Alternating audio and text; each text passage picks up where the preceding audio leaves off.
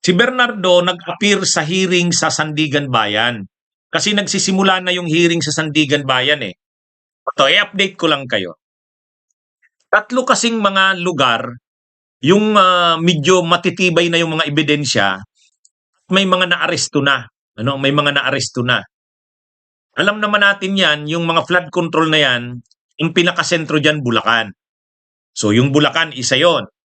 Yan yung lugar ni Alcantara, ni Bryce Hernandez, ano.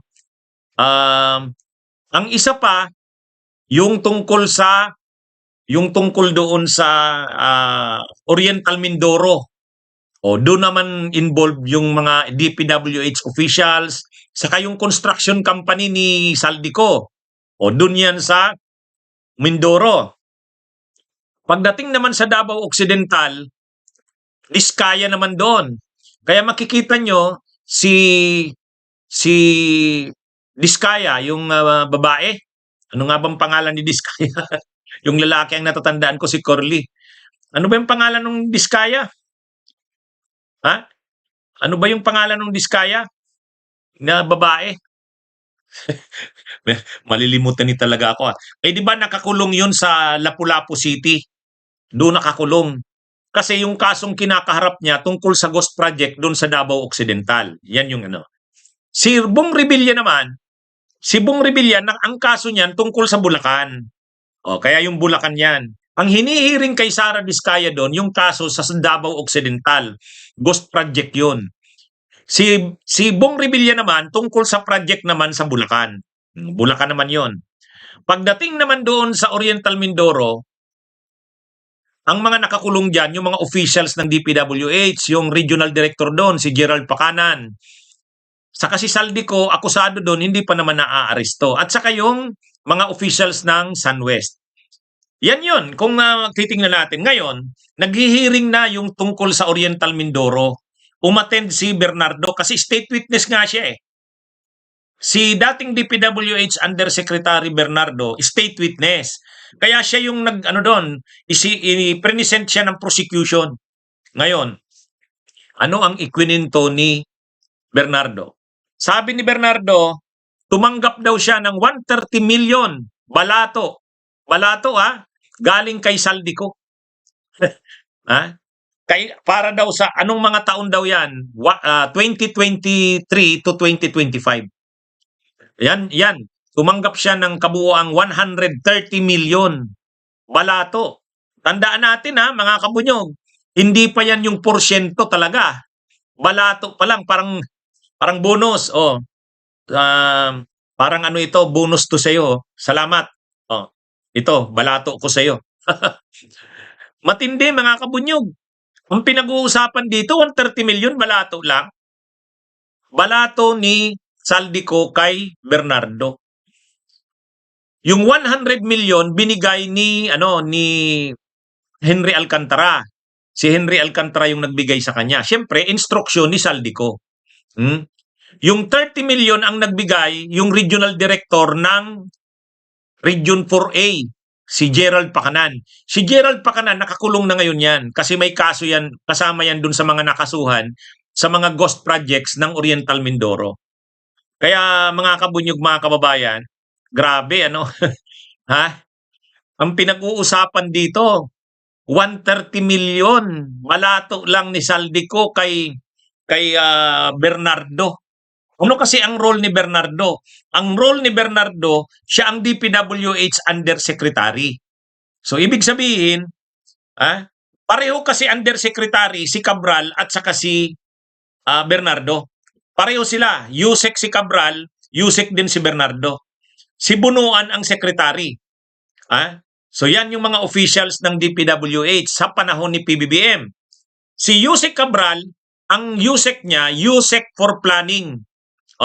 Yusek for Planning. Si Bernardo naman, parang Yusek for Operations. Pero siya ang naka-assign doon sa Region 4B. Parang kanya yon. Dahil 4A saka 4B. Ngayon, 4B pala kasi Oriental Mindoro, nalilito ako. Ang 4A pala Calabarzon. Sa Region 4B siya ang naka-assign. Ngayon, hawak niya, under niya yung director doon, si Gerald Pacanan. Ang ginawa nila Saldico, naglagay ng maraming pondo, projects doon sa Oriental Mindoro, Region 4B. Ang direktor doon ng DPWH si Gerald Pacanan. Tapos, siyempre, kailangan niyang makalusot sa DPWH Central Office. Ang nagmamaniobra doon si Bernardo. Ginagawan niya ng paraan, ibinibigay kay Cabral. Si Cabral naman yung naglalagay sa mga lista, planning. Pero ultimately, ang mag-a-approve niyan, si Bunuan. O kaya kita nyo na ngayon yung, kumbaga, mga kabunyog, ang paano yung sabwatan, siyempre kailangan munang makalusot sa kamara. So sinong gagawa sa kamara nun? Si Saldico. Si Saldico ang gumagawa nun. Sino naman ang nagmamaniobra sa loob ng DPWH Central Office? Dalawa. Si Yusek Bernardo sa si Yusek Cabral. Si Yusek Cabral ang planning. Si Yusek Bernardo naman operations. Hawak niya yung Region 4B. Siyempre ang secretary si Bunuan.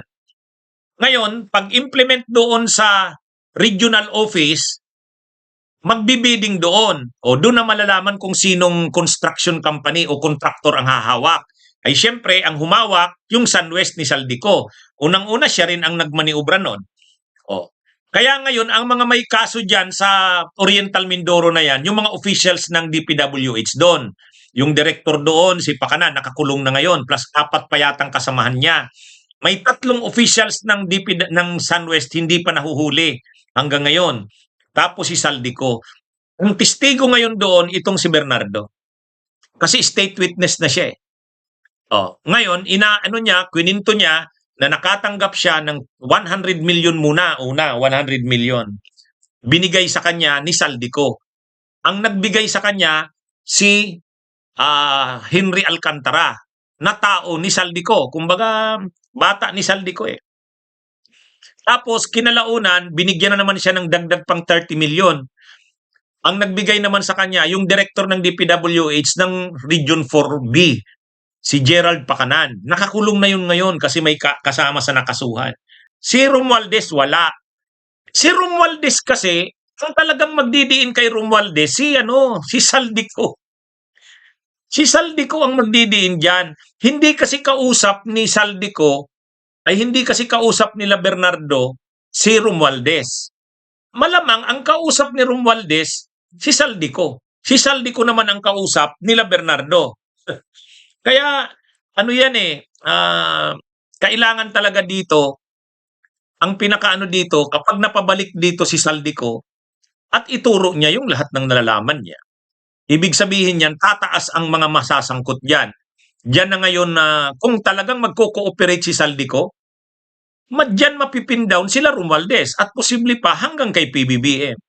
Dito kasi hanggang lang dito kila Saldico. Kumbaga ang katransaksyon ni Hernandez, ni Alcantara, ni Bernardo, si Saldico. Kaya yan yung anyway mga kabunyog, ang kinikwento natin yung sinasabi ni Bernardo na balato sa kanya. So tandaan natin, yung balato na yon ni Saldico, balato lang. Hindi lang yon. Marami ring sariling proyekto si Bernardo na nilakad niya na hindi naman si Saldico ang kausap niya. Tandaan natin yun mga kabunyog Yung sinasabi ni Bernardo na balato ni Saldico, yung usapan nila yan ni Saldico. Pero mayroon ding ibang kausap si Bernardo. Tandaan na natin sinong mga kausap niya. Si Bong Revilla. Si Bong Revilla, direkta niyang kausap. Binigay sa kanya ni Bong Revilla ang mga projects nito. Bahala ka na niyan, Yusek. Linagay naman ni Bernardo doon sa NCR, saka sa Bulacan. Kaya separate pa ang kita doon ni Bernardo. Mayroon ding mga projects si Chis Escudero, di ba? Sino naman ang kausap naman ni Bernardo? Si Maynard Ngo, yung bagman ni Escudero. Kaya yung sinasabing 130 million na balato kay Bernardo, balato yon ni Saldico. Malamang doon lang yan sa project sa Mindoro. Yung nagtitestify na nga si Bernardo. Kaya nga, 'Di ba sabi ni Ombudsman Boying Rimulya, dahil state witness na si Bernardo, state witness na kasi, 'di wala na siyang kaso. Pero dapat niyang ibalik hindi bababa sa 1 billion. Hindi bababa sa 1 billion. Ang dapat na ibalik ni Bernardo. Bakit naman di bababa sa 1 billion? Imagine niyo 130 million, balato lang ni Saldico. Yung kita niya, kickback niya doon sa project kay Bong Revilla. Yung kickback niya sa project kay Chis Escudero, hiwalay yun. Yung kickback niya sa projects kay Jinggoy, mga hiwalay yun. Yan yung mga pinangalanan ni Bernardo na siya ang nag-operate. Bong Revilla, Jinggoy, Chis Escudero, Grace Po, at saka Nancy Binay. O, di ba? Yan yung mga pinangalanan niya eh.